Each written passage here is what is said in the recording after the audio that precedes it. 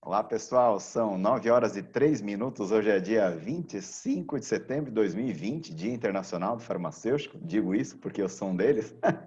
Mas, retomando aqui, né, as atividades do nosso grupo, né, Inovação e Propriedade Intelectual, a gente vai voltar ao nosso ritmo normal, que a gente vinha fazendo aquelas reuniões, né, isso há 2 meses, da gente se conhecer melhor como grupo e a gente poder trabalhar num ritmo mais compassado, né, em algumas ações. A gente, na chamada da reunião, já teve um pouco da pauta, né, mas aproveitando aqui o começo da manhã aqui de sexta-feira, eu vou pedir, e como temos vários colegas novos que não participaram de reuniões anteriores, eu vou pedir para que todo mundo faça uma apresentação bem rápida, assim, tá? Basicamente quem eu sou, de onde eu sou, o que eu faço rapidamente, tá? Eu vou pedir para o José Roberto Branco, lá de Santarém, começar, porque ele já participou de outras reuniões e ele já sabe mais ou menos como é o esquema, né?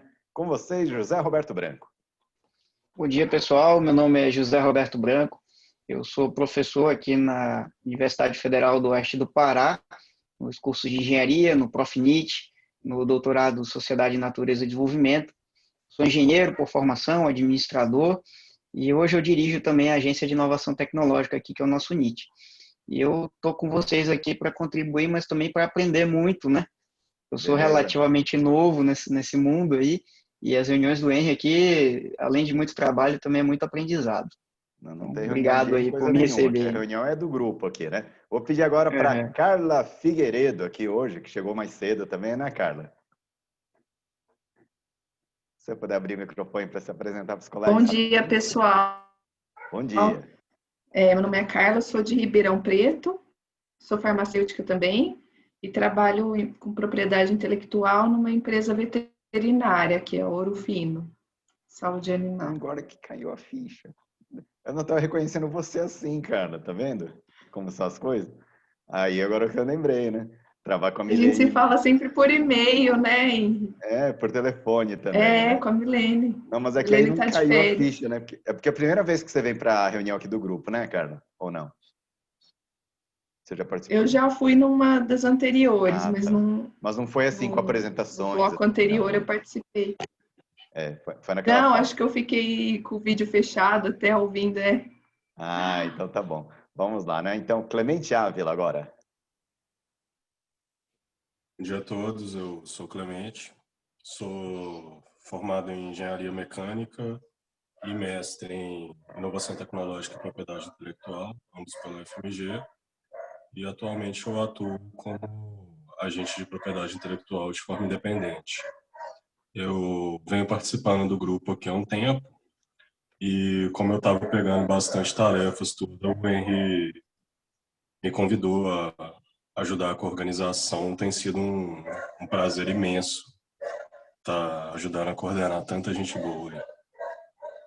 Legal, obrigado, Clemente. Deixa eu olhar aqui na lista aqui. Lúcio Dornelles. Bom dia, o meu nome é Lúcio Dornelles, eu sou físico de formação, sou professor aqui da Universidade Federal de Santa Maria, no Rio Grande do Sul, e atuador de propriedade intelectual da UFSM, aqui na Agitec, que é a Agência de Inovação e Transferência de Tecnologia.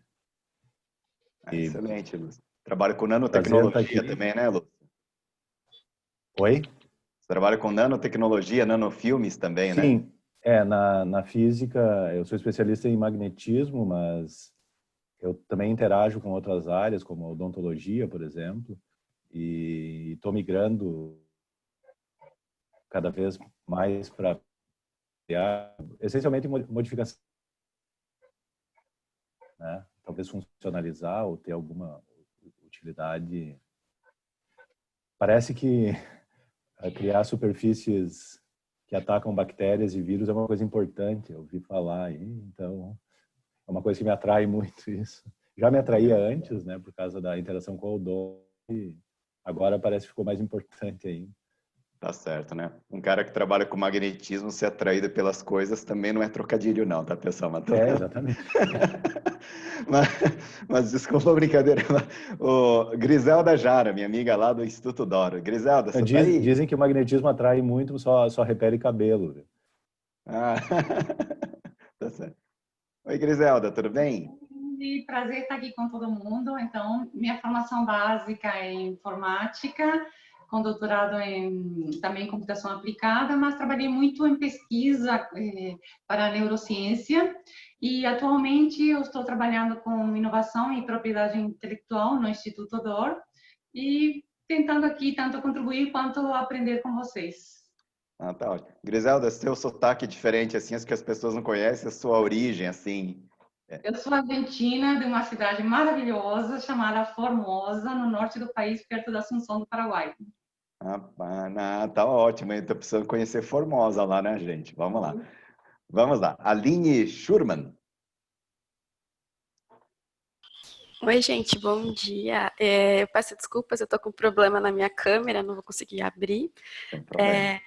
Minha formação, eu sou advogada do Instituto de Pesquisas Eldorado, trabalho com propriedade intelectual, mais focada na parte de contratos, né?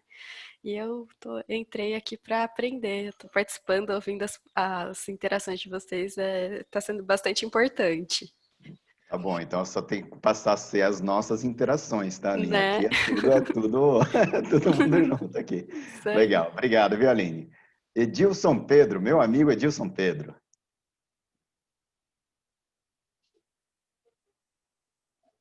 Enquanto o Edilson não consegue abrir o microfone, vou pedir para Érica Tomimaro.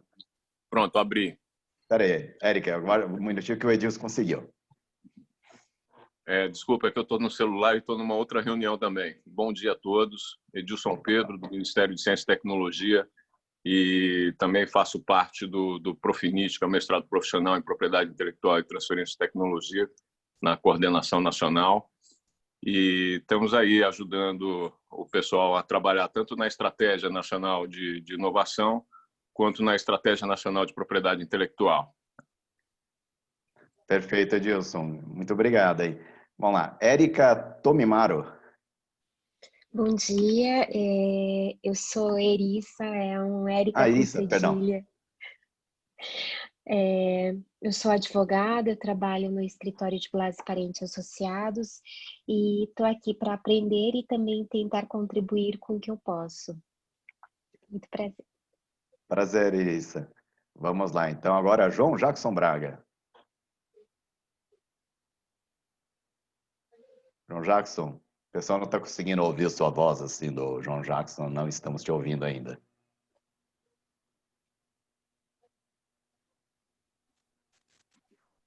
Então, desculpa aí, pessoal, o microfone estava desligado. É um grande prazer estar aqui, principalmente seguindo. Meu pai sempre falava para seguir os bons, então estou aqui seguindo os bons para aprender muita coisa. E eu sou engenheiro eletricista e também fiz mestrado em propriedade intelectual pelo INPI. E atualmente eu tenho um escritório que chama CatNap, que é um escritório de marcas e patentes que eu procuro não falar que é de marcas e patentes, e sim de propriedade intelectual para inovação. Estou aqui para aprender e contribuir, como eu já falei com vocês. Tudo de bom? Legal, obrigado, Jackson. Jackson atua bastante também na Associação dos Engenheiros, né? Lá de Minas Gerais, né? Ah, sim, verdade.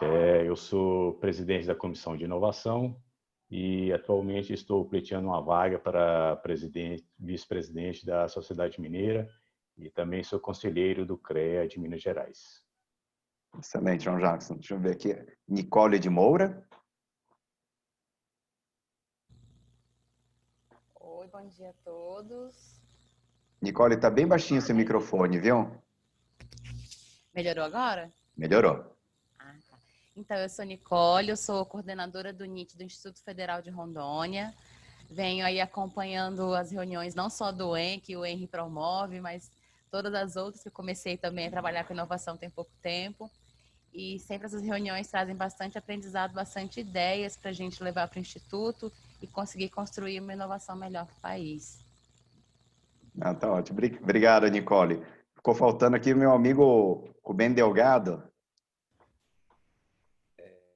Bom dia a todos. Rubem Delgado, sou presidente da Softex. A gente é uma OCIP que aplica as políticas públicas.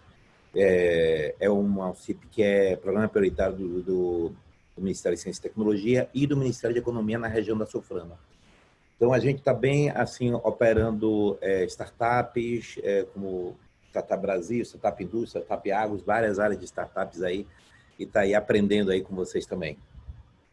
Excelente. Ô, Rubem, num outro grupo que eu te conheci, o pessoal chamava você, tinha um apelido seu que era chileno, alguma coisa assim. Era isso mesmo? Eu sou chileno, então É. eu tenho problema de dupla personalidade. A metade me conhece como chileno, a metade como Rubem. Então, eu botei logo junto os dois, Rubem chileno. Eu nasci no Chile. Ah, tá. Mas o sotaque dele, o Branco, não tem um pouco de sotaque assim, puxado para o paraense também, alguma coisa assim ou não? Pois é, rapaz, olha, eu até percebi o sotaque da colega, eu tenho uma orientada argentina, já trabalhei com chileno, e o Rubem eu não pesquei não, Não, passou caramba, batido. passou Fala, batida, né? fala sem sotaque do Chile, pelo menos dos chilenos que eu conheço. Sem Rubem, sotaque você tá. chileno.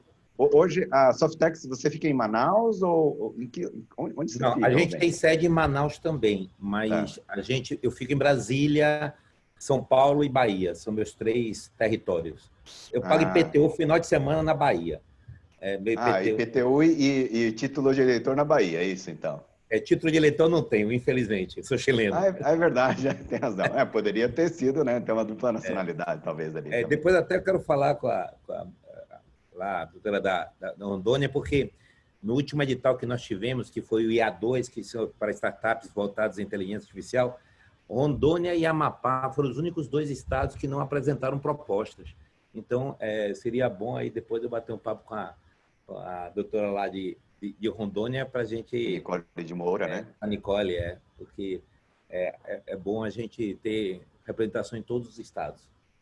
O BNC, a gente tem vários colegas também de Rondônia, tem o pessoal do IFRO também, né? A Nicole é do IFRO também, né, Nicole? Ela está dizendo que é. Né? Isso, né? Sou do IFRO, E tem sim. da Unir também, né? E várias outras organizações lá, viu, Rubem? E a gente tem outros grupos também, Mentores do Brasil, que tem hubs em todos os lugares, né? Legal, por isso que o grupo é bom, é isso aí. É bom, o grupo é um grupo que fala, né? É da hélice quádrupla, de todo o Brasil, tudo quanto é área, né? Isso é um grupo legal. E eu vou combinar uma coisa com vocês. A próxima vez que eu falar que eu estou participando das reuniões do Henry, disso, daquilo, eu vou me retirar da reunião para, né? Ou desligar a câmera, não sei, mudar de voz, né? Coisa do gênero, né? Mas legal, pessoal, porque a ideia aqui que a gente tem é do trabalho como grupo mesmo. Bom, a gente já vai começar, mas eu acabei de ver que aqui chegou um dos pioneiros aqui do grupo, que é o Ricardo Yugi também. Ricardo, a gente acabou de fazer uma apresentação rápida, eu já ia entrar aqui, mas aproveitar que você chegou, né, na viradinha aqui, se você pudesse apresentar rapidinho para os colegas.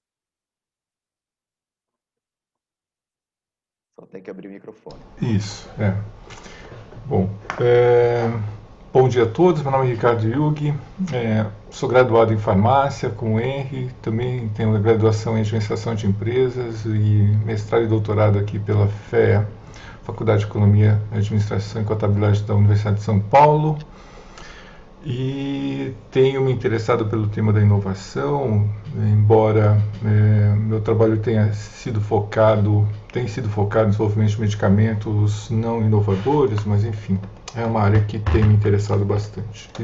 E estou morando atualmente em Cotia, na Grande São Paulo, e estou aqui à disposição.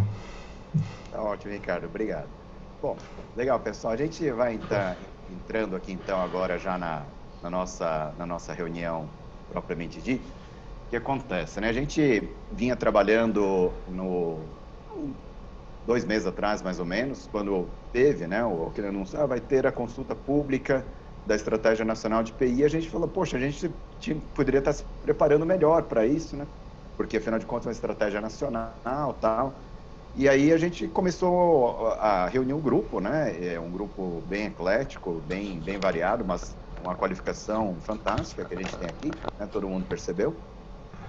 E a gente estava falando assim, como que a gente pode trabalhar, né? E sim, para falar bem a verdade, até independentemente da consulta pública. A consulta pública é uma coisa que vem e vai. E aquilo que a gente manda de opiniões para qualquer consulta não quer dizer que vai acabar sendo aceito ou não, qual é o efeito que vai ter ou não, né? Então, como a gente, no final das contas, né, quando a gente fala de inovação, propriedade intelectual, empreendedorismo, tudo isso, tem mais a ver com a gente mesmo, né? Nós que somos atores aí do ecossistema, do que de depender de alguma coisa que vai ser uma política externa, tal, coisa do gênero, né? Muito embora, né, externa, vírgula, né? Uma política do nosso país, mas a gente é interessante a gente seguir trabalhando independentemente do que virá pela frente, né? Mesmo porque governos mudam, as políticas podem mudar também, né? E a gente precisa cada vez mais criar políticas que são de país, né? De Estado. E quem mantém, acaba fazendo, né? Isso ser mais estável é a sociedade civil organizada, são as organizações não governamentais e assim por diante. Bom, e aí, só para recapitular, para quem vinha participando, né, eu vou pedir até para o Branco, para o João Jackson, para os colegas que estão mais desde o início, me corrigirem se eu errar muito no meu resumo, mas eu acho que eu não vou errar muito, não. Então, numa das últimas reuniões que a gente teve antes da consulta pública, a gente estava definindo a forma de trabalho do nosso grupo, né? Então, a gente acabou definindo quatro eixos, assim, né? Um deles era, vamos identificar problemas que existem no ambiente de empreendedorismo, inovação, propriedade intelectual, mais ou menos na mesma linha do que foi feito até na estratégia nacional, mas naquele caso a gente ia partir de problemas identificados por nós, né, que somos atores do ecossistema, e entre aspas, sem um filtro de alguém ter indicado os problemas para a gente, né? Legal. Então, a gente estava começando a fazer esse trabalho e a gente deu uma parada nisso daí. O outro eixo que a gente definiu naquela época foi, poxa, mas e se a gente fizesse uma coisa mais assim na linha de um design thinking, assim, né? Pegar quem realmente é o usuário do sistema, né? E a gente fazer a jornada do usuário do sistema, né? O inventor, o músico, o chefe de cozinha, o designer de moda, o membro de niche, muitas vezes, quem está numa área de inovação dentro de uma empresa, né, cara, por exemplo, e a gente poder pegar as dores que a gente tem, né, os problemas que a gente tem e fazer o foco nessas personas, vamos chamar assim, né, nesses personagens. Legal, então, um era dos problemas, o outro era dos personagens. Teve uma terceira sugestão que foi até o pessoal da Adriana Diaféria que trouxe, ela é da Bifina, falou, a gente podia fazer uma visão também institucional, como que os players institucionais poderiam estar sendo mais ativos nessa história e tal, né? Aquilo que cabe às organizações mesmo, né? Legal. E aí, lembrando, viu, Edilson Pedro, que uma coisa que o Edilson me cobrou lá para trás, a gente falou, Edilson, agora não vai ter tempo mesmo, a gente vai fazer do jeito que der, né? Era a questão de trabalhar em metodologia mesmo. Então, porque estrutura a gente pode fazer com metodologia, né, Edilson? Você é especialista aí da área, né, sobre tanto a parte, né, desses estudos que a gente tem de identificação de problemas, soluções, até mesmo políticas públicas, né? Para quem não sabe, o Edilson Pedro, ele é professor de políticas públicas, né, coordenador, inclusive, de políticas públicas lá no Profinit, né? Então, tem esse quarto braço que a gente definiu, que era vamos investir mais tempo para a gente falar de metodologia também. Para falar bem a verdade, pessoal, como a gente está retomando trabalhos agora, e como a gente tem bastante gente que trabalha com metodologia, tem Edilson, Ana Patrícia Morales Vilha também, né, colega nossa, né, Edilson? Também o Gesil, vários outros colegas, né, Betty Ritter também estão conosco, só para citar alguns. A gente falou, poxa, a gente poderia então, nessa retomada, talvez até fazer uma coisa bem forte nesse eixo número 4 que a gente tem, né? Mas aí, só falando do eixo 4, e outra coisa também é que uma coisa é falar de dor, problema, etc., e outra coisa é ter entre aspas, um produto que de fato a gente pare de discutir e tenha soluções, e quando eu digo soluções, são soluções de problemas do dia a dia que já tem uma aplicação direta. E aí, uma das dimensões que eu gostaria de trabalhar muito, mesmo porque tem muita gente do nosso grupo que trabalha com isso, e é um outro grande projeto, né, que junto com outros colegas aqui do grupo eu tenho me dedicado, que são questões relacionadas à biodiversidade, né? Uma coisa que a gente ouve muito no Brasil, fala assim, né? O Brasil é um dos países com a maior biodiversidade do mundo, né? É verdade.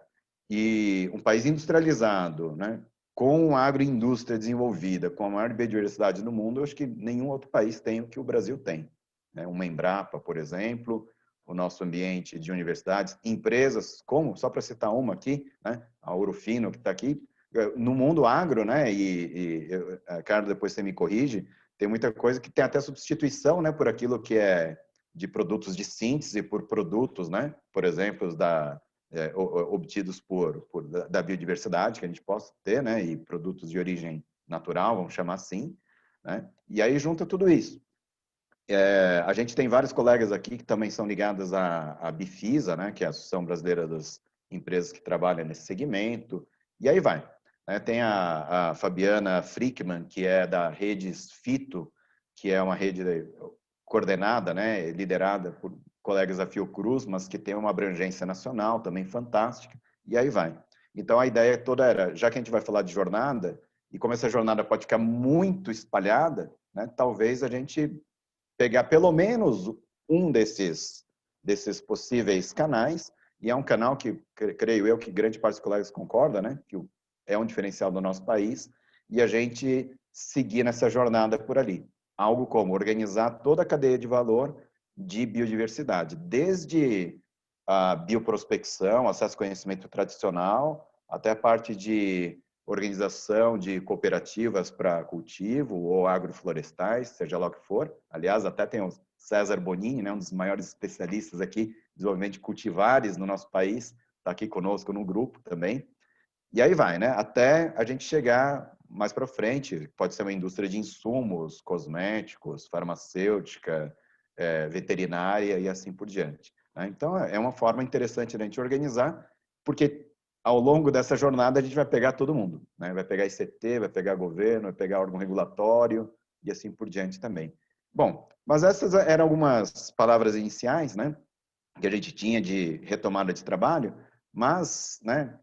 A ideia que a gente tem de fazer esse encontro aqui, nessa retomada, e com aquilo que a gente aprendeu, né, dos primeiros meses de trabalho, a gente ouvir todos os colegas, né, que queiram deixar algum comentário sobre sugestão de forma de trabalho, para a gente, né, retomar o ritmo mais compassado a partir de agora, né, e não ficar aquela loucura que foi quando a gente estava com um prazo super curto para responder a consulta pública, tá bom?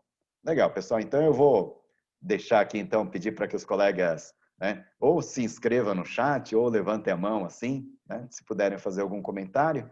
Né? Mas, Edilson, eu vou aproveitar até que você foi um dos que mais assim, incentivou essa questão, né, a gente discutir sobre metodologia. Não sei se você pensou em alguma coisa já, se você pudesse trazer algumas palavras para a gente, Edilson. Depois os outros colegas também, tá?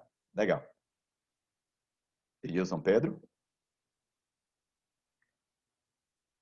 Tá fechado o seu microfone, tá? Abriu, Edilson. Pronto. Então, Henry, a questão não é exatamente a metodologia, né? A metodologia é um meio para a gente chegar onde precisamos chegar, né? E para mim o que está faltando é um framework, entendeu? Quando a gente fala de estratégia, né? Estratégia é uma coisa importante, né? Mas não é uma coisa simples de se fazer, porque você precisa compreender bem as questões, os problemas, os recursos, né? Os objetivos a serem atingidos, os atores, né? O marco legal, quais são as falhas de mercado, as falhas de governo, né? As missões que podem ser orientadas, né? Então, não é simples. Então, a gente precisa construir um framework que seja estratégico para ter respostas, né?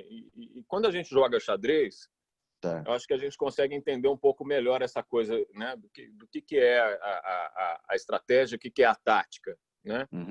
E a gente precisa ter um acúmulo de conhecimentos do sistema e do como opera o marco legal, as empresas, os recursos envolvidos, para a gente poder, a partir de construção de táticas, emergir uma estratégia. né? Sim. E o que eu tenho muito visto, né, nessas discussões de estratégia é que ninguém sabe nada de estratégia, não tem estratégia nenhuma, não tem recurso. Então fica uma articulação de problemas e que, assim, o usuário ele está certo, ele está apontando o problema que ele enfrenta, mas tem toda uma lógica da construção da política pública, né, que ela precisa considerar, claro, o usuário, mas não é o usuário, é o país. Entendeu? Sim, entendi. É o país, é a economia, existe todo um contexto geopolítico, inclusive, para poder ser inserido e considerado, né, principalmente nessa questão da biodiversidade, que então a gente precisa chegar num framework, né, toda essa discussão de estratégia, táticas, recursos, atores, marco legal, né? ICTs, empresas. Então, a gente precisa chegar num framework. E como desenhar esse framework? A estratégia não é... Quando você pega lá o pessoal do Ministério da Economia, quando eles fizeram a proposta, não tá isso na metodologia, né? Então, essa é a minha provocação, né? Claro que eu tenho alguns avanços, mas aí eu jogo a bola para ver como é que o pessoal quer bater essa bola sobre isso. Legal. Oi, Edilson, deixa eu até pegando sua bola aqui, que seria quicando, só para entender, e dentro daquilo que a gente falou agora, como que a gente pode ir trabalhando, né? Porque a gente tem, você falou, né? Essa história do framework, essa estrutura, né, que a gente tem para organizar as ideias, coletar as ideias e tal, né? Você falou assim, ó, problemas, recursos, atores, marco legal, né? Órgãos de governo, empresas, CTs, né? Você citou aí alguns, né, os atores aqui da hélice quádrupla que a gente tem. No caso que a gente está falando, né, de biodiversidade, a quinta hélice que o pessoal fala, né, que é meio ambiente, fica naturalmente já incluída. E aí tem a questão dos problemas e recursos, né? Então, vou dar um exemplo aqui. Então, algo que você está comentando seria algo como, já que a gente vai falar sobre isso, seria importante a gente pegar um marco legal relacionado, por exemplo, à inovação. Não só, a gente fala de inovação de forma geral, mas vou dar um exemplo de biodiversidade, né? Relacionada a questões de ciência, tecnologia, inovação, desenvolvimento industrial, né? Aliás, até agrícola, relacionado a isso, é isso? Então, a gente mapeia quais são as leis que existem, projetos, outras estratégias relacionadas, por exemplo, né? Aí você fala, quais são órgãos de governo envolvidas nesse tipo de coisa? Então, você vai pegar mapa, Anvisa, disso, daquilo, os ministérios todos, né? E assim por diante. Seria mais ou menos isso que você está... seria esse mapeamento inicial que a gente teria que fazer, Edilson? E depois, óbvio, né? Ter que trazer esses atores para perto da gente. Alguma coisa nesse sentido? Não, esse mapeamento ele é útil, né? Mas veja que ele é só o workflow da coisa, né? Eu acho que essa parte da biodiversidade é patrimônio genético, né? Conhecimentos tradicionais que estão envolvidos, né? Como eu disse naquela outra reunião, ele é um ponto fundamental, porque como é que surgiu essa questão de estratégia nacional de propriedade intelectual? Foi a partir de um brasileiro, né? Como eu disse, o representante do Brasil na OMP, lá em 2004, ele, depois da rodada de Doha, né, que consolidou o TRIPS, né? O TRIPS, quando ele foi fechado, ele falava de propriedade intelectual no interesse dos países desenvolvidos. A pressão dos países desenvolvidos para que os países em desenvolvimento adotassem sistemas de propriedade intelectual que beneficiasse e garantisse a propriedade intelectual desses países que fizeram grandes investimentos em P&D, né? E quando o Brasil tentou, lá no Acordo TRIPS, colocar a questão da biodiversidade, houve um rompimento, né? Principalmente com os americanos, que não aceitaram. O Brasil chamou a CDB, né? A CDB houve problemas, injunções, injeções e tudo mais, mas ela estruturou, né, o debate, né, porque sim, os países desenvolvidos eles vêm aqui, nadam de braçada, né, nas florestas tropicais, levando conhecimentos tradicionais, levando biodiversidade para produzir moléculas, fármacos, patentia isso e vende para a gente, né? Isso está muito claro. E aí, quando consolidou o TRIPS lá na rodada de Doha, esse secretário brasileiro, junto com o argentino, escreveu para a OMP que deveríamos ter uma agenda de desenvolvimento baseada em propriedade intelectual. Eu até compartilhei esse texto naquela reunião, né? Porque isso foi aprovado no próprio congresso da OMP. E aí, então, a OMP agregou essa questão das agendas de desenvolvimento, né, baseado em estratégias de propriedade intelectual. Bom, então, quando a gente olha para o TRIPS, né, e eu acho que qualquer estratégia nacional de propriedade intelectual ela deve partir do TRIPS, né, de uma discussão séria sobre o TRIPS. Então, nós temos três questões. Nós temos a questão de biodiversidade que sai do TRIPS, nós temos a questão de saúde, né, e a questão da agricultura. Então, são três setores fundamentais para a gente posicionar estratégias de propriedade intelectual dentro e fora do TRIPS, né? Porque é aí que a gente está levando o chapéu. É aí que a gente está levando o chapéu. Então, uma estratégia, ela precisa olhar, né, ter esse workflow que a gente já comentou e ver como é que ela vai responder a esses fluxos de conhecimento e comércio, né, para poder posicionar uma agregação de valor dentro da cadeia produtiva brasileira, né? Se a estratégia não discutir isso, desculpa, é papel para inglês ver, né? Porque essa é a questão. Então, a gente precisa montar um workflow nesse sentido de olhar para essas questões e achar uma metodologia para responder a elas, né?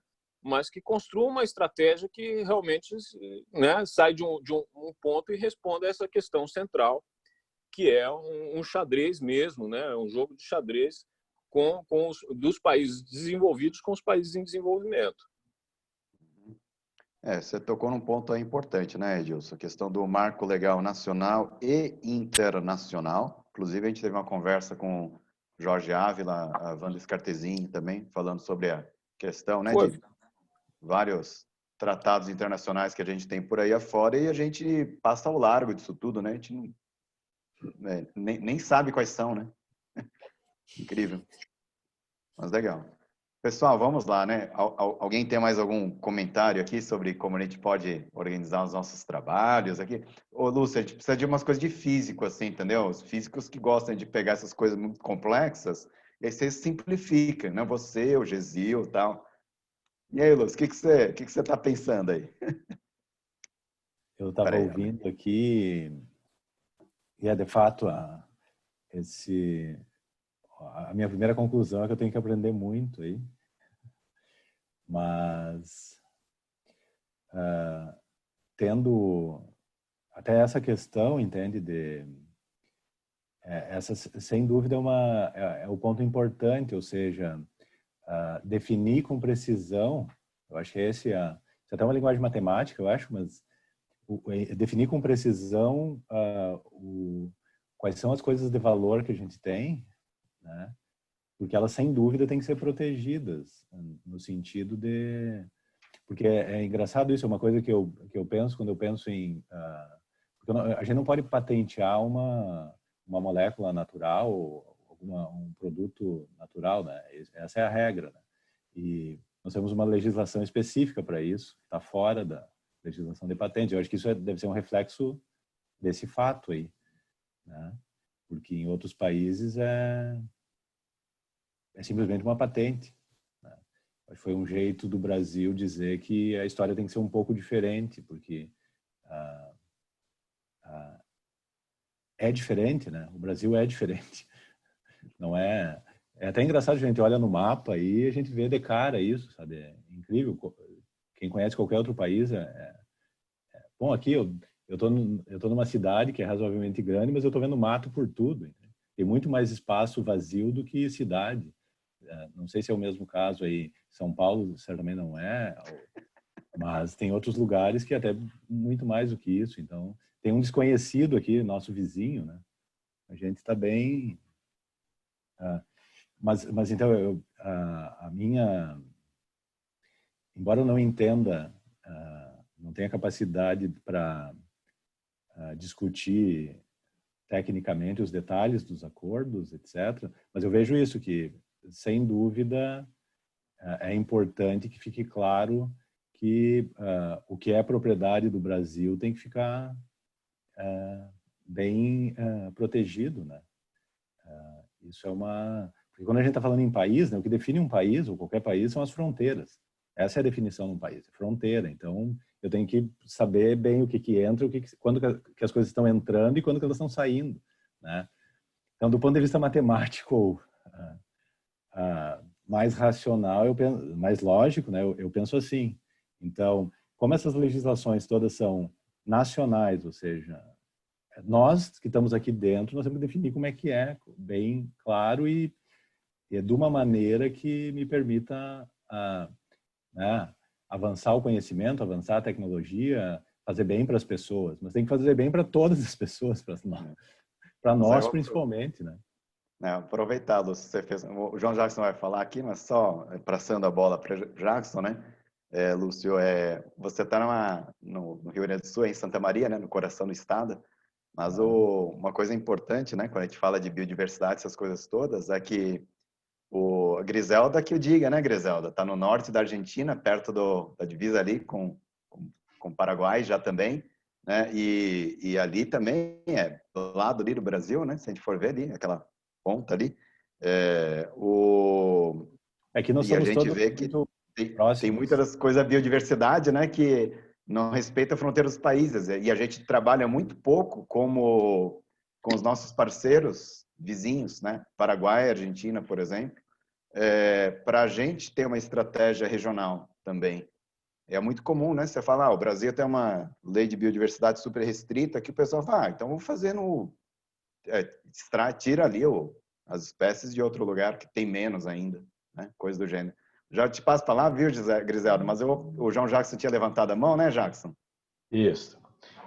Então, Henry, é o seguinte, eu estou entendendo que você está questionando como que nós vamos conduzir o nosso trabalho, está certo?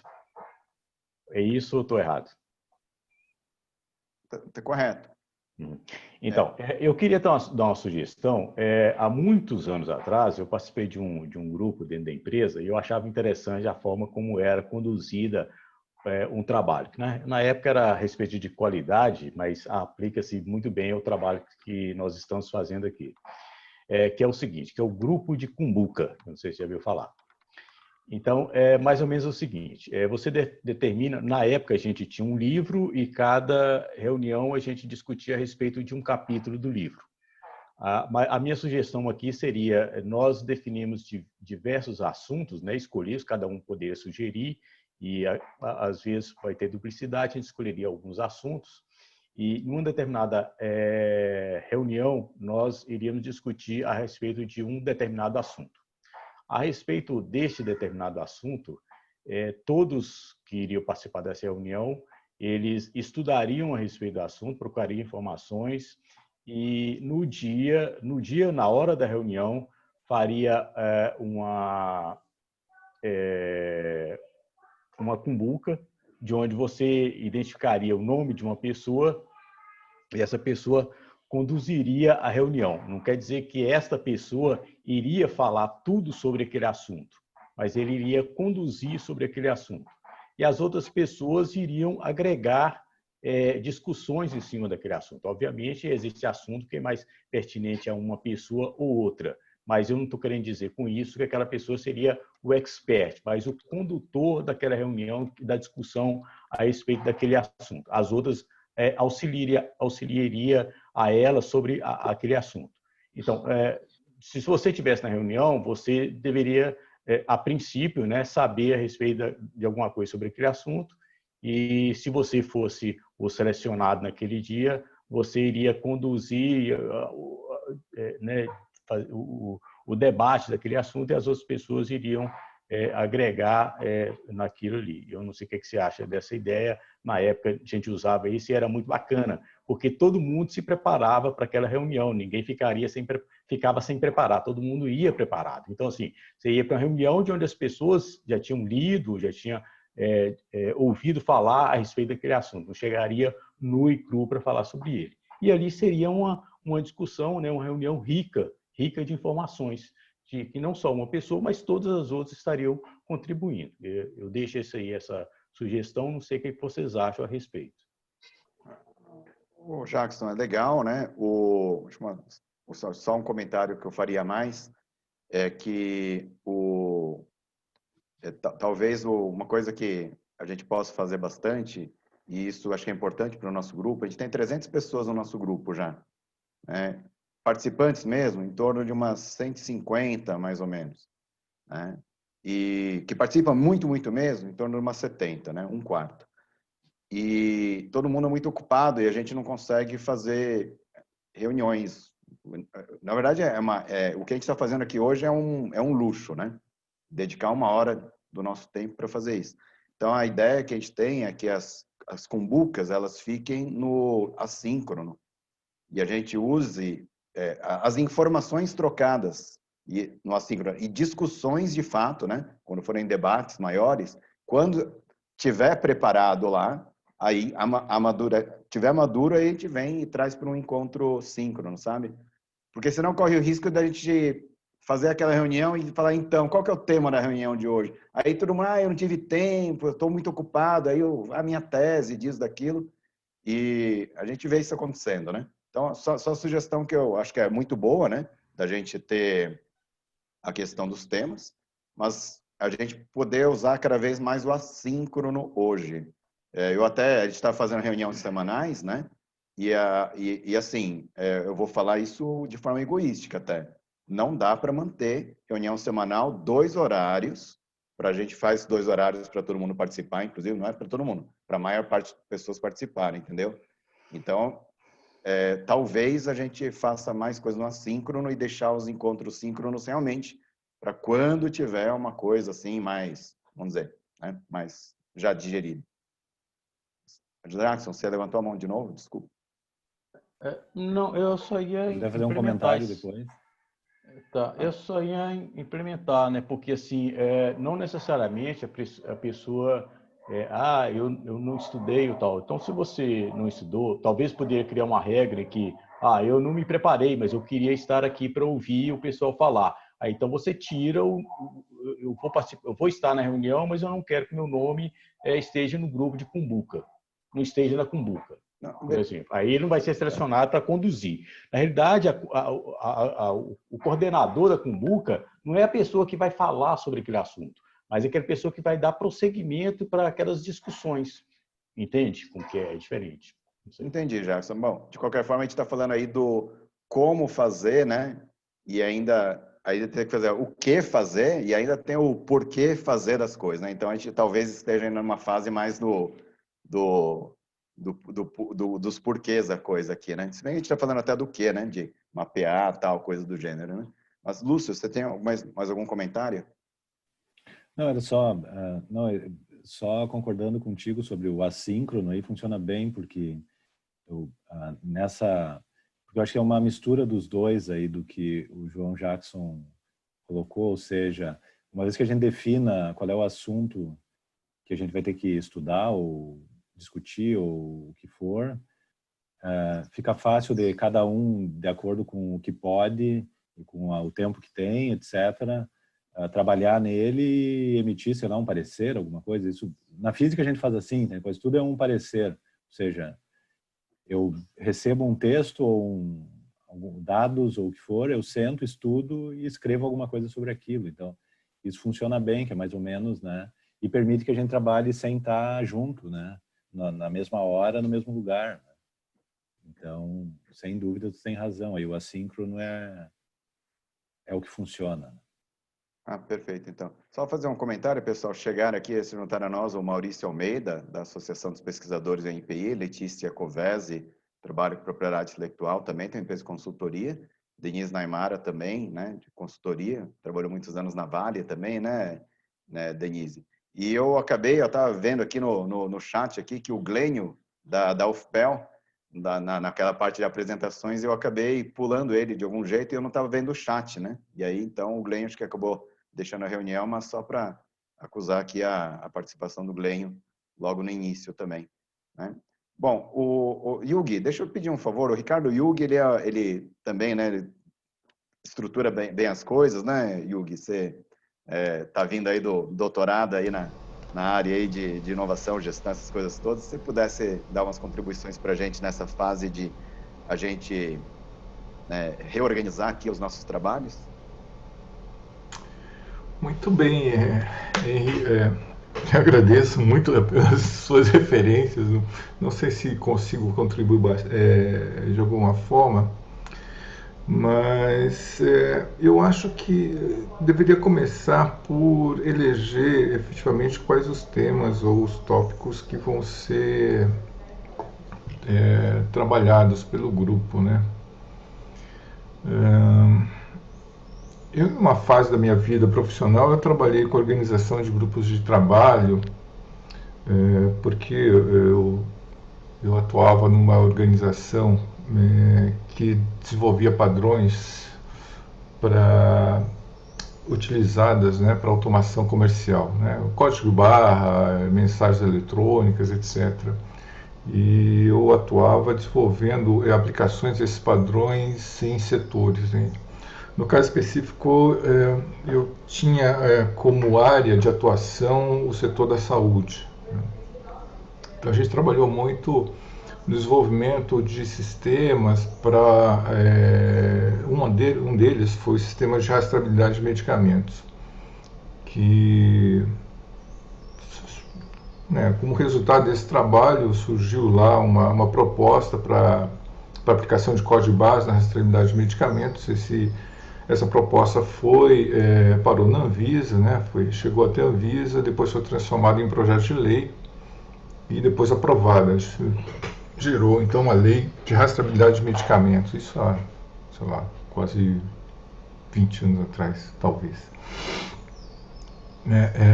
De qualquer forma, o que a gente fazia era juntar nesses grupos de trabalho os vários representantes do setor, né, desde os fabricantes, a indústria farmacêutica, até a distribuição e o varejo, para tentar fazer elaborar uma solução que atendesse a todos os setores e que gerasse informação para que os medicamentos pudessem ser rastreados, né.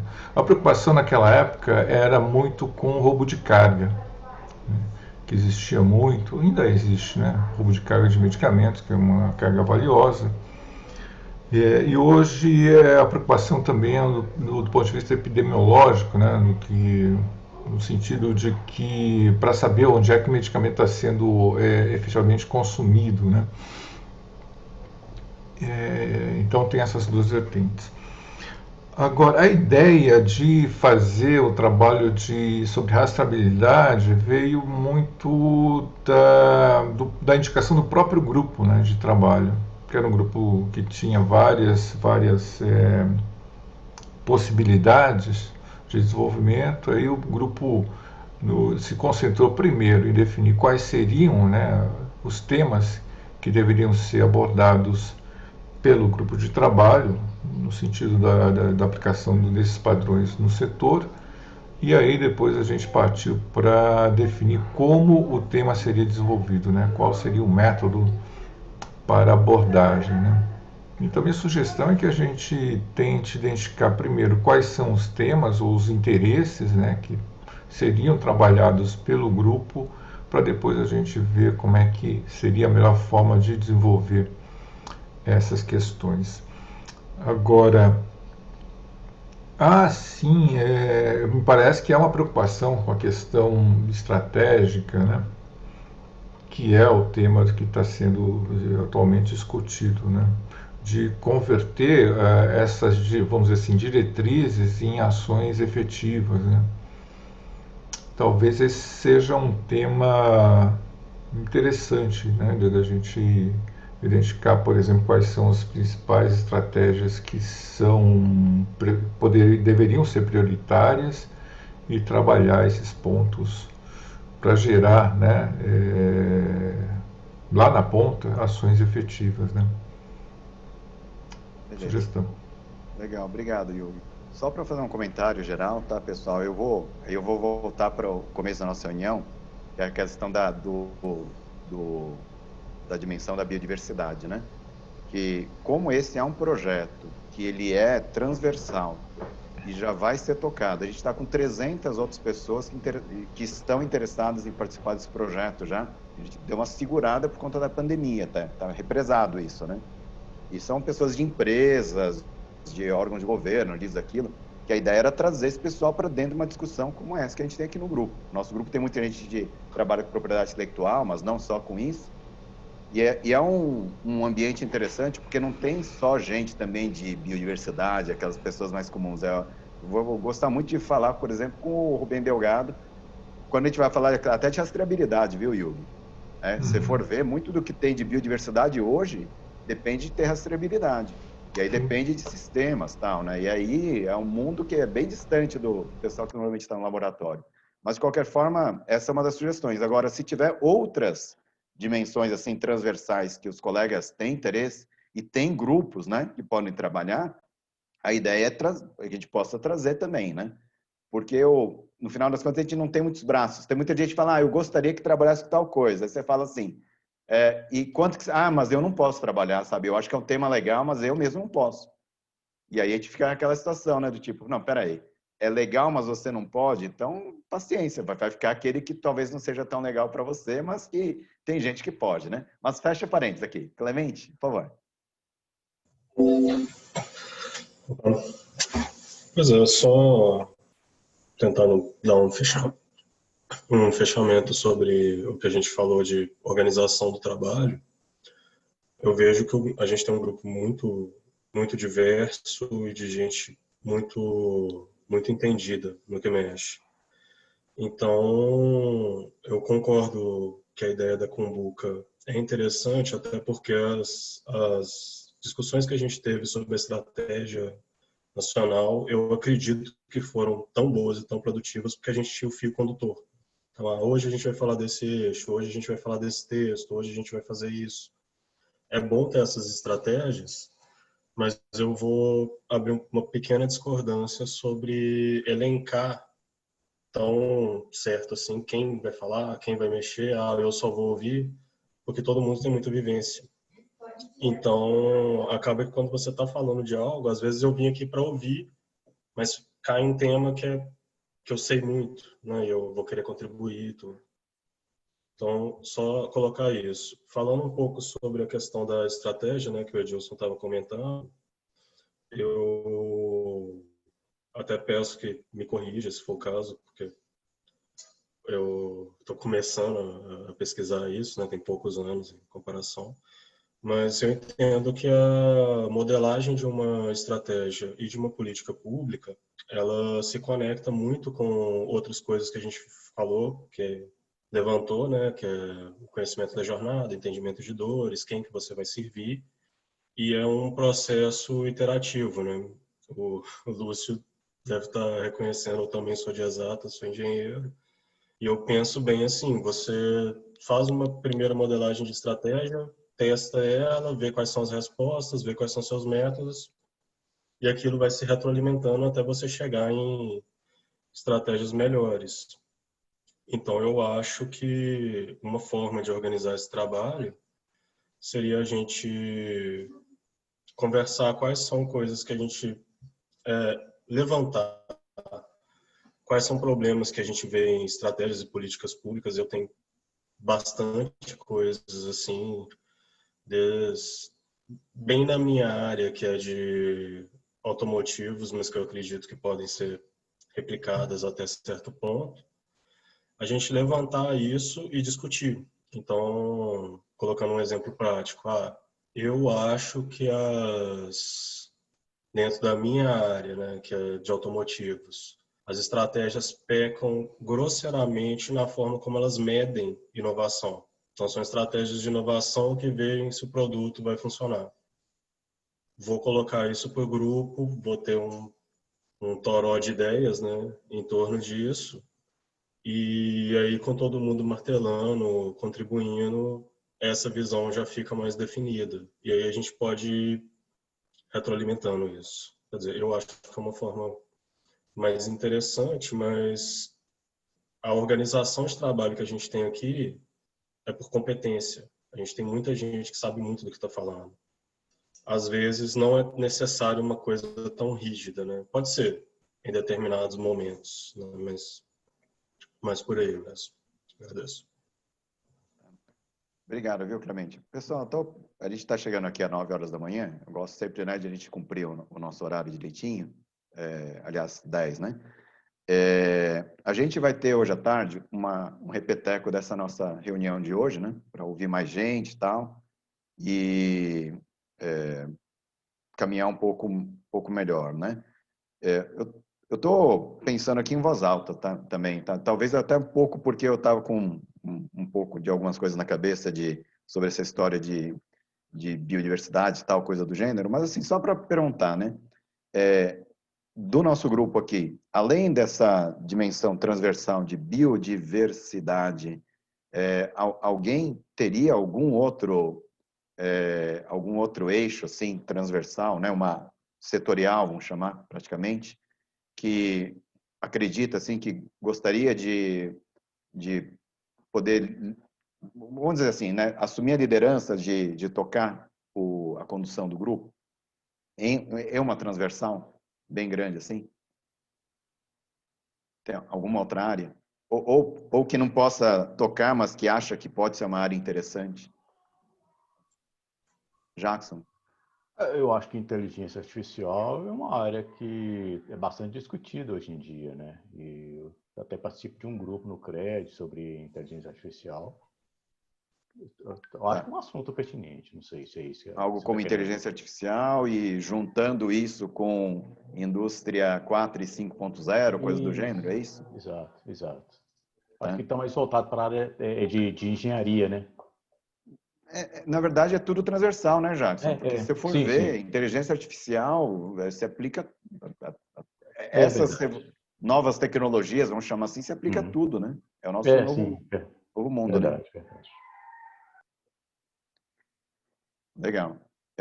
Jackson, você tem outros grupos que você já trabalha e que poderia trazer comentário sobre isso? Oi, Lúcio. Inteligência artificial aqui. Eu só estava pensando que aqui em Santa Maria, por exemplo, um grupo que trabalha muito com inteligência artificial é o da filosofia. Então, é extremamente transversal, né? Legal. Então, para a gente trabalhar nessa dimensão, alguém aqui agora vem outra pergunta, né? Uma coisa é o que é legal e outra coisa é se tem gente para tocar isso mesmo. De repente, viu, Jackson? De repente você está falando que lá na comissão tem gente que toca isso, a gente traz esses colegas para cá também. A gente usa sim. É verdade. Lá tem pessoas lá que são extremamente conhecidas do assunto. Eu não posso dizer que agora, mas eu posso conversar e trazer para o grupo também. É porque, aliás, tem uma coisa importante, né? Quando a gente faz qualquer trabalho, e aliás foi uma crítica que a gente fez até para a forma como teve a Estratégia Nacional de PI lá, né? Aqui a gente não está se propondo, a gente está começando a montar os times, né? De juntar as pessoas. Um primeiro passo importante é juntar as pessoas, né? Realmente, esse tema, né, de inteligência artificial, novas tecnologias, acho que não dá para a gente, até mesmo, né, não ter conhecimento sobre isso. Para todo o grupo, acho que a gente vai poder aprender muito, né, sobre um assunto que a gente deveria saber muito mais do que sabe, né, Jason? Perfeito. Exatamente. De novas tecnologias, né? Colocar assim. Se me permite, um tema que apareceu muito, né, nessas discussões foi a questão da educação e da cultura de inovação e de propriedade intelectual. Talvez algum trabalho nesse sentido de encontrar soluções, e até eu queria citar o seu trabalho, que é bastante que eu admiro muito, né, de disseminação, a questão das patentes, né, que é muito bacana. Parabéns, Henri. Eu tenho, né, isso como um exemplo, né, de atuação do profissional e de contribuição também para a sociedade. E talvez, nesse sentido, também procurar vamos dizer assim, algumas saídas para a gente ter uma ampliação, né, da questão, no que a gente estava discutindo, era especificamente de propriedade intelectual, mas a questão, trabalhar também a questão cultural e também como inserir isso nos programas de educação, né, das escolas, né, para que o indivíduo, o cidadão, tenha um pouco mais consciência, né, sobre o que é inovação, como proteger a sua inovação, né, como desenvolver todo o processo, etc. Fica a sugestão. Legal, Yugi, mas até aproveitando o seu comentário, Yugi, aqui se a gente for ver, né, educação e cultura, mesmo quando a gente teve a nossa conversa, isso na outra semana também, com o Roberto e a Ivana Crivelli, que a gente está falando também no mundo o mundo mais dos direitos autorais, né? O mundo da criatividade. Aí eu olho para o Lúcio, né? O Lúcio também é poeta, pintor, né, Lúcio? Também, além de físico. Mas eu acho que esse é um braço também que a gente é bem diferente dos outros, se a gente for ver. Todos são complementares, evidentemente, né? Mas realmente acho que é o tipo de trabalho que a gente faz, as pessoas que estão mais ligadas a isso acabam sendo bem diferentes, né? Por exemplo, eu falar de biodiversidade para os engenheiros lá de inteligência artificial, tem relação, mas está meio longe, parece que não é com eles, né, Jacques? Agora, quando você fala indústria 4.0, aí a engenharia toda está junto, né, Jacques? É verdade, mas a gente não pode viver só no mundo nosso, não. Quando a gente fala mas de aí que propriedade tá, a gente tem intelectual, vários grupos que é bacana. as pessoas são as mesmas. Eu falo que a gente aprende por osmose. É verdade. Esse que é o bacana. O bacana da vida é. Não sei se vocês perceberam, para mim, aquela palestra que teve, a conversa com o Roberto e a Ivana, para mim aquilo foi um divisor de águas, assim, de conhecimento para falar, cara, como eu sou ignorante em direitos autorais.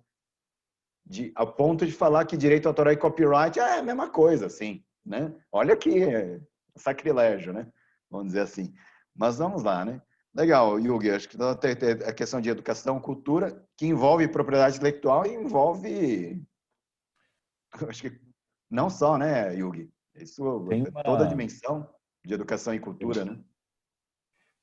Eu vou acabar entrando para o time dos que gosta de lançar a ideia, mas talvez não consiga carregar ela, mas porque tem um tema que né, certamente é transversal e que a gente fala muito na física que é nanotecnologia, porque isso, mesmo que a gente não queira saber, né, a gente sempre acha que nanotecnologia é ir para o lado de cada vez menor, né? Eu, como físico, eu digo que é o contrário, cara, ir para o lado maior, porque lá nos anos 30, a gente estava na física atômica, que envolve comprimentos muito menores do que...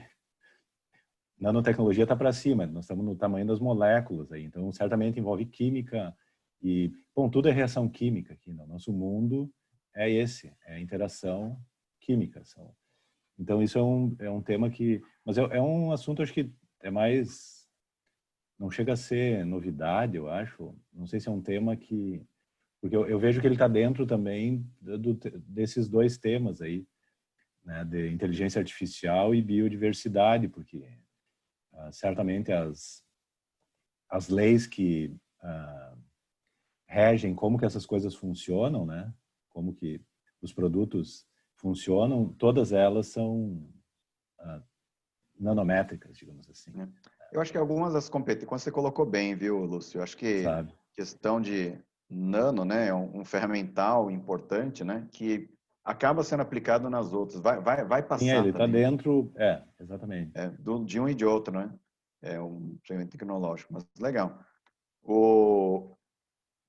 Pessoal, alguém tem mais alguma sugestão assim? Não precisa falar agora também, viu? Rubem, você que é da Softex, deve ter umas coisas ali no mundo de software que a gente nem sonha aqui, viu, Rubem? O Rubem tá com o microfone fechado lá. Mas, pessoal, vamos fazer o seguinte. A gente tá... Estava com o microfone. Na verdade, eu achei muito interessante. Agora eu queria expandir, porque as novas tecnologias são várias. Então, e não é só a inteligência artificial que vai revolucionar. Você tem RPA, você tem blockchain, você tem realidade aumentada, você tem toda essa parte que realmente vai mudar bastante tudo o que vocês estão dizendo. Então, eu acho que o tópico tem que ser novas tecnologias, né? Perfeito. Tipo, inteligência artificial, blockchain, novas tecnologias, para ficar bem claro que é bastante coisa mais mesmo, né? Exatamente, que não é só inteligência artificial, é isso aí. Não, perfeito. Novas tecnologias, aí, por exemplo, inteligência artificial, blockchain. Qual que é o outro que você falou, Rubem? Que olha só, eu sou... Você tem realidade aumentada, realidade aumentada, virtual, que isso vai revolucionar bastante. A própria robótica também, enfim, você tem muitas tecnologias aí que estão chegando. RPA, eu acho que é uma tecnologia que vai revolucionar tanto quanto a inteligência artificial e as pessoas não falam sobre RPA, que são os robozinhos, né, de automação de coisas simples, ou seja, tudo vai ficar sendo automatizado com RPA. Então, o robô vai pegar todas as... Não robôs, robozinhos, né? RPA são pequenos robôs. Não, então, vamos lá, Rubem. Eu sou tão ignorante que me explica esse acrônimo aí. RPA, o que significa? Robot Process Automation, que diz o seguinte: toda tarefa, por exemplo, que possa ser repetitiva, até, sei lá, por exemplo, recursos humanos. Toda vez a pessoa recebe um determinado arquivo da contabilidade que manda para o e-mail de cada pessoa, exige preenche um formulário, exige uma confirmação. Tudo isso é feito por um robô em um dia.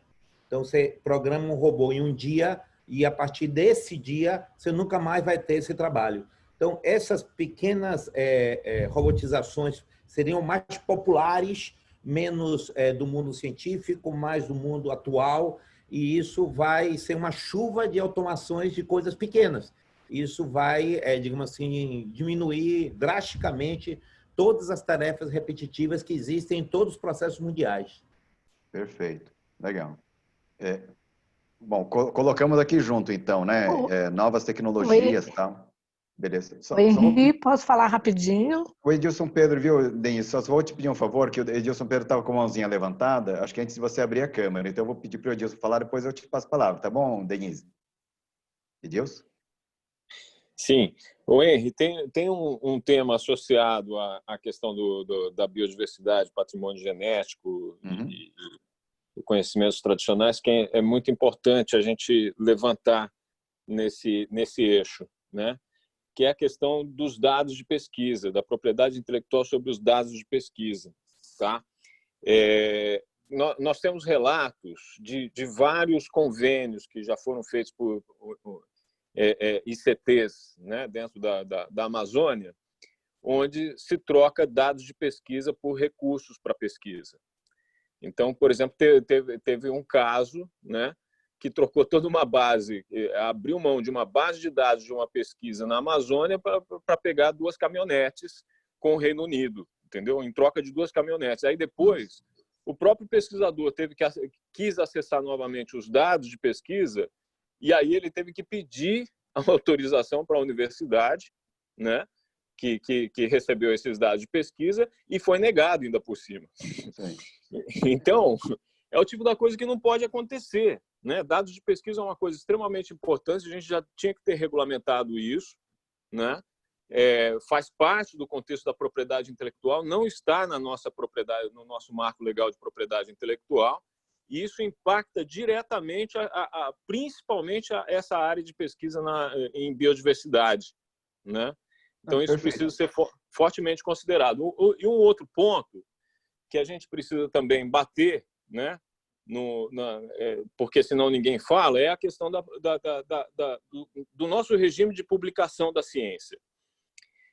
O que tem acontecido, né, com a nossa publicação da ciência, e aí o Lúcio, né, vai concordar comigo ou não, Isso vem da área da física, né, do cardinalato da física, que instituiu esse padrão dentro da CAPES e do CNPq, de publicação internacional, né, até por pressão da Fundação Ford e Rockefeller lá na Reforma Universitária de 1968. E aí o que acontece? A gente tem que correr e publicar internacionalmente, né? E aí, o que tem ocorrido com isso? A gente precisa arrumar recursos para poder publicar numa revista lá fora. Aí a revista te manda um contrato que você abre mão dos seus direitos patrimoniais e às vezes até direitos morais sobre o seu trabalho científico para ela poder publicar. E aí, para um brasileiro acessar a pesquisa, né, ou os dados da pesquisa, ou o artigo que traz os dados da pesquisa, na revista lá fora, ele precisa pagar para poder acessar. Ou seja, nós fizemos uma pesquisa com recursos públicos, publicamos isso numa revista lá fora, pagamos para publicar, abrimos mão do nosso direito, né, autorais, morais, patrimoniais daquele conhecimento, e depois ainda temos que pagar para acessar. Isso é um absurdo. Isso é um absurdo. E depois não entende por que a universidade não consegue conversar com a indústria. Olha, se eu não consigo publicar localmente, nacionalmente, conversar com a indústria nacional através das publicações, porque eu estou publicando lá fora, eu estou errando na estratégia de difusão do conhecimento. Ou então a gente está usando a métrica errada, que é ficar favorecendo a publicação internacional, enquanto tem publicações nacionais que às vezes até tem um impacto, pode ter um impacto até maior do que... Perfeitamente. E a Europa já está muito antenada nisso. Vários países já lançaram novas políticas, alterando totalmente essa questão da publicação internacional. Tá. Eu acho que... Se eu pudesse fazer um comentário aí. Pode sim, Lúcio, por favor. Não, eu concordo. Desculpa que a Denise... Só depois, tá, Lúcio? Porque deve ser sobre o mesmo assunto, mas a Denise está inscrita e acho que eu vou pedir para que a Denise seja a última da manhã, porque realmente a gente está estourando o tempo, mas como a conversa está fluindo melhor agora, né? Acho que está muito bom. Lúcio, por favor. Eu falo, então? Sim. Sim, por favor. Sim, é uma coisa que eu tenho pensado nisso. Eu sou autor e revisor e isso acontece comigo também. A versão que eu mando para a revista, eu só tenho acesso pagando. E até recentemente eu publiquei, até um trabalho junto com a Engenharia Mecânica, uma revista que nós não temos assinatura, então eu não tenho acesso àquela versão. É claro que eu tenho, na física é um pouco diferente, então eu nunca pago para publicar, não tem, e sempre a publicação, eu sempre tenho acesso à versão que eu mandei, claro, porque fui eu que fiz. Mas a versão publicada depende da assinatura, isso é verdade. Eu não tenho acesso se eu não pagar a assinatura. Aquela versão que está lá. A versão que eu mandei, né, que não tem a formatação e tal. E hoje, como, por exemplo, eu posso publicar um artigo sem depender de ninguém. Eu posso escrever ele e botar no meu site. Eu tenho lá o meu site, eu posso botar lá. E todas as pessoas teriam acesso. Então, eu vejo que as diferentes áreas poderiam ter revista, porque o que vai definir se as pessoas vão ler ou não, vão citar ou não o trabalho, vão usar aquilo, é a qualidade do texto. E isso já não depende do lugar onde ele está impresso, porque ele nem é impresso mais. Ele está em algum site. Então, o que a gente deveria fazer para atacar esse problema é ter editoras de qualidade. Então, eu preciso ter um editor de qualidade, um revisor de qualidade, e isso vai garantir que os textos têm qualidade. E aí, se eu publicar em inglês, o mundo inteiro vai ler. E não interessa que ele esteja num servidor brasileiro, onde for. Inclusive, a gente pode vender, fazer uma... Mas a gente tem que, de alguma maneira, entrar no mercado editorial. E isso depende de ter qualidade, porque, pelo menos na física, já fica bem claro quem são as... Porque eu, por exemplo, sou revisor de uma revista alemã. Tá? E, entende? Eu poderia ser revisor de uma revista brasileira. Ela só precisa existir e está lá me mandando artigos para eu revisar. E nós temos, sem dúvida nenhuma, qualidade técnica para entrar no mercado. Tanto que a gente publica muito, em particular na física, que eu conheço, a gente publica com a mesma qualidade que qualquer outro lugar, mesmo tendo, às vezes, equipamentos que não estão na ponta lá. Eu interajo com, né, gente de outros países, então eu acabo tendo acesso aos equipamentos. Até porque esses equipamentos caros mesmo, tem pouco uso, então eu sempre consigo vaga. Não interessa onde é que é. E até, por exemplo, o Brasil agora tem do melhor equipamento em determinadas áreas no Sirius ali. E todo mundo conhece alguém que trabalha lá, entende? Eu tenho um ex-aluno que trabalha numa das linhas e a gente sempre... E o Sirius é aberto, então a gente tem acesso. Então seria o caso de ter alguém interessado em, né, montar uma editora e fazer a coisa... É bem simples, entende? Texto funciona assim. Tá. Eu vou passar para você já a palavra, Denise, mas eu vou tentar dar uma condensada nas coisas. Eu sei que quando o Ricardo falou de educação e cultura, era de propriedade intelectual, Ricardo, mas no final das contas, a gente falou educação e cultura.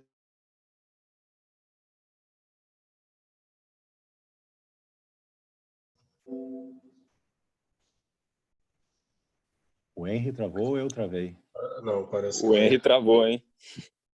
Eu vou enviar a mensagem para ele, só um minuto.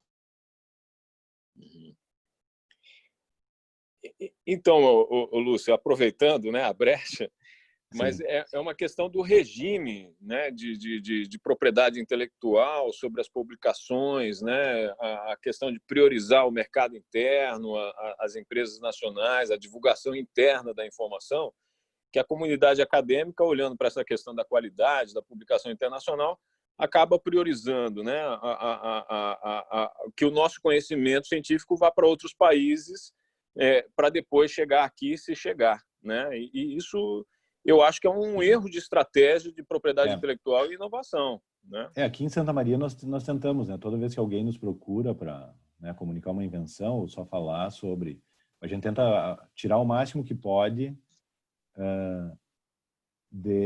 antes da publicação. Exatamente. Vai acontecer a publicação. Ô, Lúcio, desculpa te interromper aí, mas é o segmento que eu queria falar com vocês, é exatamente esse. Aproveitando o gancho do Ricardo, é tentar um lado estratégico da propriedade intelectual, onde poderiam entrar essas questões de cultura, essas questões de direitos autorais que vocês colocaram aí, de políticas empresariais de incentivo à propriedade intelectual. Porque as empresas, elas querem implementar alguma coisa, mas elas têm muita dúvida de como seguir. Então, eu acho que seria muito interessante a gente tentar ver uma vertente técnica, onde tem aí a grande maioria dos engenheiros, especialistas nas nanotecnologias, e a versão estratégica, onde a gente poderia estar elaborando, pensando nessas questões que vocês colocaram. Essa é isso por para vocês. Sim. Eu me lembro, tem um físico muito famoso aí, um físico teórico, tá? E vocês devem ter ouvido, talvez, falar, ele se chama Feynman, mas ele trabalhava numa indústria de tintas, né? Basicamente com química. Mas, no entanto, ele tinha um trabalho acadêmico na física teórica. Então, é importante ter essas coisas, eu acho que em paralelo, ou seja, dá para aproveitar dos dois lados, eu vejo assim, né? A matéria-prima permite, e é importante a gente saber definir o que deve ser dirigido para a inovação e o que deve ser simplesmente trabalho acadêmico. Porque o trabalho acadêmico é importante, mas ele está falando de um futuro que está muito distante, né? Coisas que provavelmente não vão ter utilidade enquanto o criador estiver vivo. Mas a inovação não é isso. Ou seja, é resolver problemas que talvez cientificamente sejam muito mais simples de resolver, mas que têm um impacto positivo mais próximo. E para mim, o que ajuda isso é o contato com a indústria, entende? Nós temos que estar em contato com a indústria, porque é a indústria que está com os problemas que as pessoas têm, né? É com eles que a gente tem que conversar, porque senão nós vamos ficar resolvendo problemas acadêmicos, que sem dúvida vão ser importantes, vão ter aplicação no futuro, mas é um futuro muito distante. Os problemas de hoje, eles talvez sejam muito mais fáceis de resolver, mas eles... Né? Essa ponte entre academia e indústria. Bom, pessoal, eu enviei mensagem para o Henry, parece que a internet dele caiu pesado mesmo.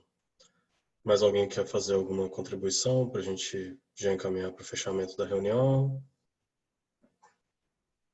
Denise, o que você falou é o que você já está tranquilo?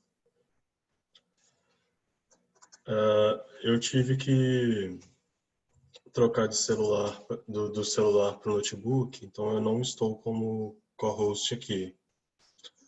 O Branco ou o Lúcio está aqui, né? O Branco, a gente está fazendo a gravação, então, se possível, eu gostaria que alguém que esteja como host fechar a gravação. A gente... Tu acha que eu consigo aqui? Isso, então a gente finaliza aqui. Muito obrigado pela participação de todo mundo. Né? Esse tempo final aí o Henry vai poder nos assistir, né? Só parar de gravar aqui quando eu terminar? Para mim aparece um botão aqui também, ó. Um pause e um stop. Tem um pause e um stop. E para manter a tradição, espera, o Henry me mandou um áudio, só um minuto.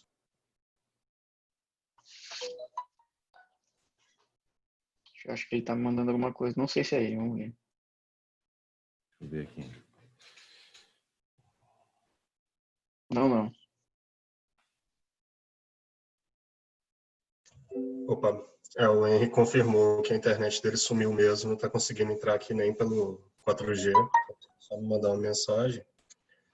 Então, para manter uma tradição no grupo que eu acho bem interessante, vamos abrir as câmeras e tirar uma foto do pessoal que pôde se manter até o final, né?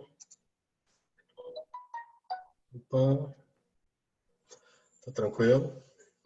Mandar um joinha aí para todo mundo. Pessoal, muito obrigado novamente pela participação. Né? A gente teve o problema, mas como ele gosta muito de frisar, é um grupo bem horizontal, assim, né? Todo mundo dá a sua contribuição. E é isso, vamos finalizar. O pessoal que é co-host, por favor, já pode fechar a gravação. Muito obrigado e uma excelente